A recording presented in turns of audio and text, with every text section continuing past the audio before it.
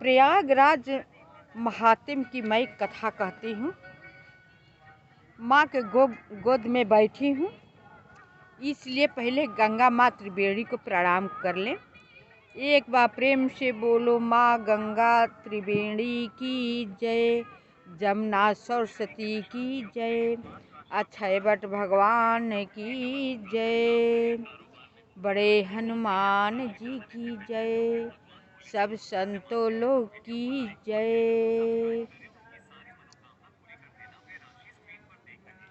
सबका जय जयकार हो। जो स्नान कर रहा है उसको जयकार हो, जो नहीं कर रहा है उसको भी जयकार हो। तो ये हम कथा कहते हैं प्रयागराज की, कि प्रयागराज में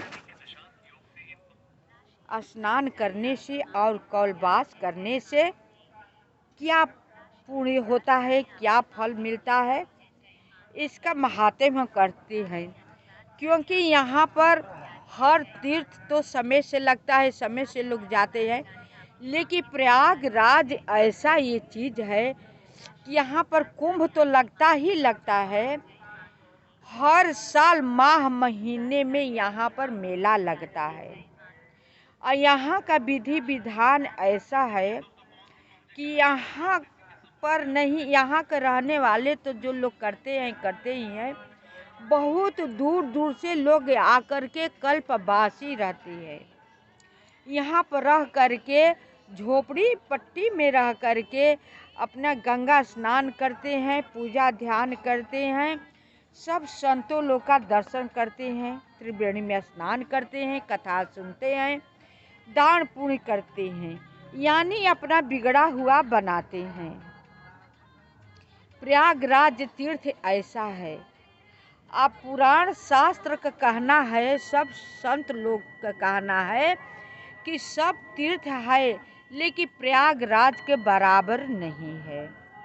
वैसे तो प्रयागराज प्रभु श्री राम जी ने प्रयागराज को सब तीर्थों का राजा ही बनाया है। वेद शास्त्रों का यहीं पर स्थापना किया गया है। प्रभु श्री राम जी जब जंगल को जा रहे थे तब चित्रकूट में जाने से पहले यहीं पर ठहरे भरद्वाज मुनि के आश्रम में, जो कि हम अपने लोग दर्शन करते हैं। भरद्वाज मुनि के आश्रम में ठहरे और उन्हीं से पूछे कि आप मार्ग बताइए कि हम कहाँ पर जाएं और कहाँ पर रह कर के निवास करें। तो वही अपना रास्ता बताते हैं और अपने शिष्यों को भेज करके मार्ग दिखाने के लिए भेज देते हैं। भरत जी भी राम से मिलने के लिए जा रहे होते हैं, तो वो भी भरद्वाज मुनि के आश्रम में एक रात ठहर कर ही गए। भरद्वाज मुनि भरत जी की इतनी स्वागत की, ऐसी स्वागत की कि अपने शक्ति तपस्या बल के शक्ति के बल से रिद्धि सिद्धि लोग के बुला करके उन्हें राजा वैभव के जैसे राजा लोग रहते हैं वैसी स्वागत की। लेकिन भरत जी सब राज को ठुकरा करके जैसे राम जी रहते थे जंगल में बैठे, उसी रात अपना भरद्वाज मुनि से बातें करते रहे और बिताए। सब राज शेष का उन्होंने भोग उपयोग नहीं किया। तभी बहुत बहुत बड़ाई करने लगे भरद्वाज मुनि जी कि राम तो जो है सो है, लेकिन उनसे बढ़ के उपाधि मैं तुझे देता हूँ। एक यहाँ पर प्राचीन मंदिर है। जब सती जी सती हो गई तो शंकर जी गुस्सा करके सती जी को शरीर को ले करके, पार्थिव शरीर लेकर के पहाड़ पहाड़ जंगल जंगल अपने वियोग में घूम रहे थे। विष्णु भगवान प्रकट हो करके अपने चक्र सुदर्शन से उनके शरीर के कई टुकड़े किए, जो कि जहाँ जहाँ पर उनका शरीर का टुकड़ा गिरा है वहाँ वहाँ पर शक्ति पीठ के नाम से कई नाम रूप से देवी बनी है, वही सती जी। यहाँ पर भी प्रयागराज में विष्णु भगवान अपना चक्र से काटे हैं। उनका इतना हाथ कटा है, हाथ कटा है। उसी हाथ को शक्तिपीठ बनाया गया है। उन्हें अलोपी माता के नाम से प्रसिद्ध हुई है। झूला झूलाते हैं। ये भी आपको यहाँ पर आने पर दर्शन करने को मिलेगा। अलोपी माँ के नाम से प्रसिद्ध है। तो यहाँ का विचित्र तीर्थ है। जितना हम यहाँ का प्रशंसा करेंगे वहाँ पर कम है, क्योंकि यहाँ का सब ऋषि मुनि साधु संत लोग भूरी भूरी प्रशंसा करते हैं। हम अपने मुंह से कितना प्रशंसा करेंगे। तो अवंती नाम का एक राजा रहते थे। नर्मदा नदी के किनारे वो यज्ञ कर रहे थे, जो कि सोने के खंभे, सोने की लड़ियाँ, सोने से सब सजाया हुआ था। जो भी कुछ बनाया गया था, वेदी कुंड, सब सोने के ही बनाया गया था। पंडितों लोग ने आया यज्ञ कराने के लिए, तो उन्हें इतना धन दिया, इतना धन दिया कि पहाड़ों जैसा ढेर लग गया। सब उनके दुआ देते रह गए। लोमस ऋषि जी कहते हैं कि राजा इतना प्रतापी थे, इतना प्रतापी थे कि उन्हें दान करना, यज्ञ करना बहुत अच्छा लगता था। न जाने उन्होंने कितना अश्वमेध यज्ञ किए।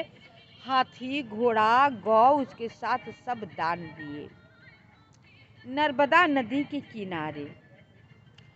तब लोमस ऋषि जी वहीं पर थे, तब बोले कि हे राजन, तुम इतना कर रहे हो, बहुत अच्छा कर रहे हो, लेकिन मेरा कहना मानो तो एक बार तुम प्रयागराज में जाओ, वहाँ पर अपना यज्ञ का अनुष्ठान करो।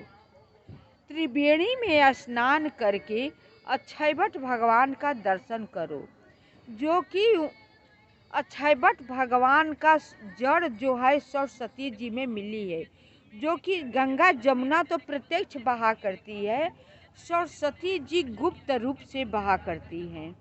वहीं पर गुप्त रूप से अक्षयवट जी का जड़ जो है सरस्वती जी में मिला हुआ है। तो वहीं पर त्रिवेणी जी में जो स्नान करता है, मनुष्य को जो पाप नहीं है कटा है सो कटा है, जो बाकी का बचा होता है वो भी सब धूल कर नष्ट हो जाता है। इसलिए लोमस ऋषि जी राजा को सलाह देते हुए कहते हैं कि तुम प्रयाग में चले जाओ और वहाँ पर 1 माह रह करके अश्वमेध यज्ञ करो, त्रिवेणी में स्नान करो, अक्षयवट जी के दर्शन करो, हनुमान जी के दर्शन करो, अपने यज्ञ के अनुष्ठान पूरा करो। इतने यात्री लोग, भूखे लूले लंगड़े लोग आते हैं, भंडारा करवा के सबको संतुष्ट करो। ये दान देना, वो काम करना, दोनों मिलाकर तुम्हें अंतर आएगा। ये अंतर आएगा उतना कि तुम अपने ही मुख से बखान करने लगोगे। ये हम नहीं कहेंगे, तुम मेरा कहना बस इतना ही कर दो।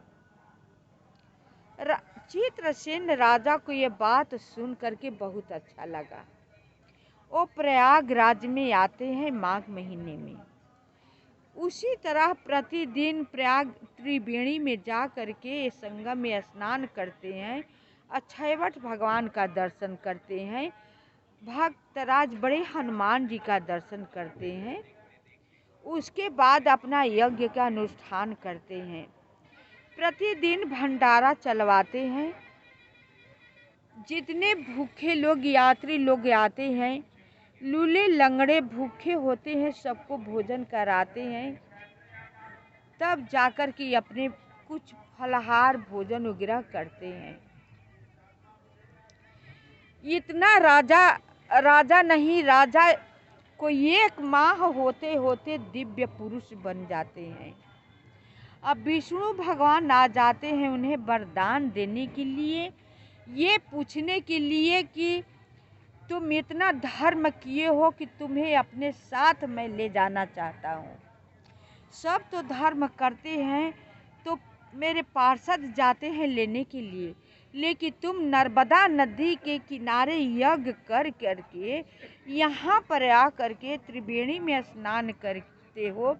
अब प्रतिदिन भूखे मनुष्य के लूले लंगड़े को भोजन कराया है, अक्षयवर जी को दान दर्शन किया है, हनुमान जी को दर्शन किया है,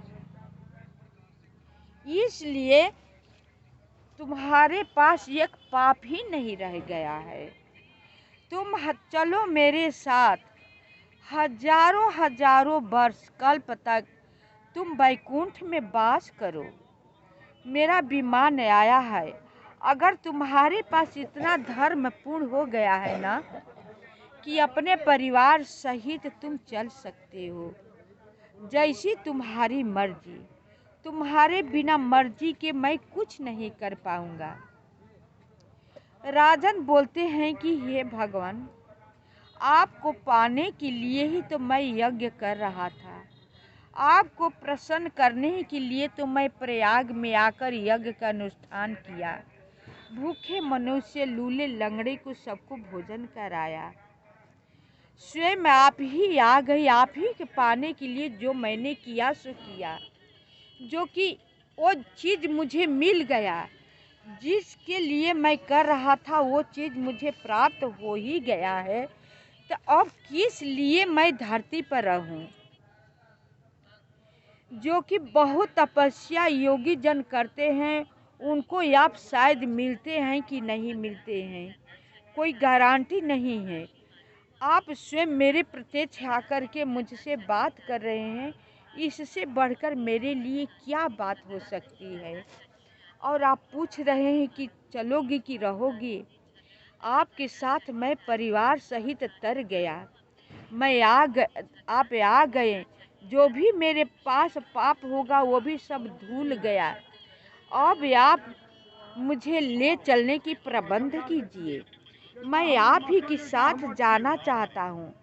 मैं इस पृथ्वी का सुख बहुत भोग चुका हूँ, बहुत सुखपूर्वक रह चुका हूँ। अब माया के जंजाल से मैं छूट करके आपके धर्म कार्य में लगा, जो कि आप मिल गए। आप मिल गए, अब इससे बड़ी बात क्या हो सकती है। ये बात उनकी दीनता भरी हाथ जोड़कर प्रार्थना कर रहे थे चित्रसेन राजा। यह बात सुनकर राजन को विष्णु भगवान बहुत प्रसन्न होते हैं। तब अपने पार्षद से बोलते हैं कि जाओ, इनके जितने परिवार है, कुटुंबी है, सबके लिए विमान लाओ और सबको चढ़ा करके मेरे लोक पहुंचा दिया करो। राजन को अपने साथ मैं लेकर के आऊँगा। तब भगवान का आज्ञा पा करके उनके पार्षद आते हैं, विमान लेकर के, एक एक व्यक्ति के एक एक विमान लेकर के आते हैं और सबको चढ़ा करके वैकुंठपुरी में ले जाते हैं। विष्णु भगवान अपने आधे भाग के वैकुंठ सीट पर अपने सिंहासन पर राजन को बिठा करके वैकुंठपुरी में ले जाते हैं और कहते हैं, सारा वैकुंठपुरी उन्हें घुमाते हैं। कहते हैं कि हे राजन, इस तरह के पुण्य करता है जो मनुष्य, उसके लेने के लिए मैं स्वयं आता हूँ और उसे सारा विष्णु लोक दिखाता हूँ कि मेरा विष्णु लोक कैसा है। दिखने से उसकी जब संतुष्टि हो जाती है, तब अपने पास रख देता हूँ। वो स्वर्ग का, वैकुंठ का, यहाँ पर नाना प्रकार के जितना उसका पुण्य रहता है उतना दिन उपभोग करता है। जब उसका पुण्य क्षीण हो जाता है तो उसे मैं फिर धरती पर भेज देता हूँ। यहाँ पर कोई टिकता नहीं है, लेकिन धरती पर भेजता हूँ तो मनुष्य को जैसा कर्म होता है उसी के घर में मैं भेजता हूँ। तो तुम्हें भेजूंगा तो राजा ही के घर में भेजूंगा, फिर से तुम राजा ही बनोगे, क्योंकि तुम बहुत दान दे चुके हो, सबको संतुष्ट किए हो, इसलिए तुम राजा बनोगे। जो लोग स्नान करके आते हैं मेरे यहाँ, वो मनुष्य के योनि में तो आते हैं, लेकिन उनके साथ साथ तो 16 आना पाप नहीं धुलता है, कुछ बाकी का पाप रह जाता है। तो पाप का प्रायश्चित करने के लिए मैं मनुष्य के योनि में भेज देता हूँ कि जो बचा खुचा है उसको तुम सुधार लो। अब वहाँ जाकर मनुष्य न सुधारे तो मेरी इसमें गलती क्या है। राजा से विष्णु भगवान इसी तरह बैकुंठपुरी में बातें करते हैं, कह करके घुमाते हैं या सबको हाल बताते हैं, परिचय देते हैं सब देवताओं लोग के, सबसे परिचय करा करके राजा को खुश करते हैं, नाना प्रकार के उपभोग करते हैं और कहते हैं कि हे राजन, अब यहीं पर तुम रह करके वैकुंठ को उपभोग करो। जब तुम्हारी अवधि पूरी हो जाएगी तो तब तुम फिर नीचे जाओगे, क्योंकि नीचे से मनुष्य जो आता है यहाँ पर नहीं ठहरता है, अपने पुण्य के अनुसार ही रहता है। जैसे कि आपके पॉकेट में जितना पैसा है उतना ही आप खर्च करेंगे, जब समाप्त हो जाएगा ना तो खर्च करना आप बंद कर देंगे। वही हाल पुण्य का होता है, जितना आपका पास पुण्य इकट्ठा रहता है ना तो भगवान अपने पास रखते हैं। जब पुण्य खत्म हो जाता है ना तो आपको नीचे भेज देते हैं फिर से पुण्य करने के लिए। अब यहाँ पर आ करके आप पुण्य करेंगे तो अच्छी बात है, फिर स्वर्ग की भागीदारी बनेंगे। आप पाप करेंगे तो वो भी ठीक है, नरक के भागीदारी बनेंगे। अब आपकी मर्जी है, आप जो भी आपके ऊपर छोड़ देते हैं, आप पुण्य करेंगे कि पाप करेंगे। तो पाप करेंगे तो नरक में जाएंगे, पुण्य करेंगे तो स्वर्ग में जाएंगे। ये मेरी कथा आप सब पूरी वीडियो सुनना। कथा का सार बहुत अच्छा है, सुनेंगे तो अच्छा लगेगा, आपको गलती को सुधारने का मौका मिलेगा। क्योंकि गंगा माँ का गोद में बैठकर कह रही हूँ, कोई आसान ये कथा नहीं है, इसे आसान मत समझिएगा। आप सबको सुधारने के लिए ये मैं कथा कह रही हूँ, कहीं भागवत से कम नहीं है। तो मैं शेष भाग अगले वीडियो में, आप सब मेरी कथा सुन करके लाइक सब्सक्राइब अवश्य कीजिएगा।